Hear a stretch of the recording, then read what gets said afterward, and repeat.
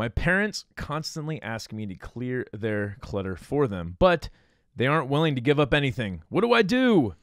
Well, so my pithy answer to this, and maybe we could talk a little bit about it, is doing is often the opposite of helping. Think about this for a second. I mean, you could help them by maybe doing it together, right? But if I'm constantly doing something for you, I'm not really helping you unless you absolutely need the help, right? Ryan, if you broke both of your legs and both of your arms, I'm happy to get you food while you recover. But if, like, after you've recovered, I'm still spoon feeding you, like, that's not helping anyone, right? It's infantilizing them. So I think what is happening right now is Taylor is infantilizing his or her parents. I'm not sure if Taylor is a guy or a gal here, but you might just be infantilizing them. You, in fact, enabling them and keeping them from growing. If they're asking for help, then maybe the best way to help them is to show them how you do it together. Yeah. My short answer is this: helping is helpful unless the people you're helping don't want help. And ultimately, I think about, I had a situation with a family member where they were doing a lot of drugs, and another family member was like, hey, I need you to talk to so-and-so. They're having a really hard time. They're hooked on drugs, and it would really mean a lot to me if you went and tried to help them out. And I went and talked to this family member, and from the first sentence that they said, like, I could tell they didn't want help. Like, they knew they had a problem, but they were okay with having a problem. Yeah. And that's the only conversation I had with them about trying to help them, essentially. Because ultimately trying to help them when they don't want help was driving me. It would drive me mad.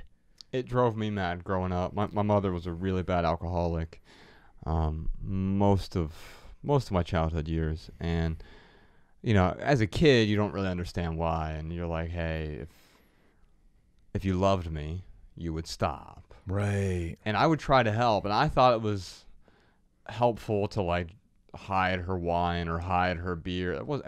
It temporarily stopped the problem. I mean, I saw this hilarious video on Jesus and Mero. They were they go over, like, clips. There was this kid who was trying to get his mom to stop smoking. He would constantly sneak up on her with a pair of scissors and just cut the tip off of her cigarette and run away. She'd get mad and throw stuff at him.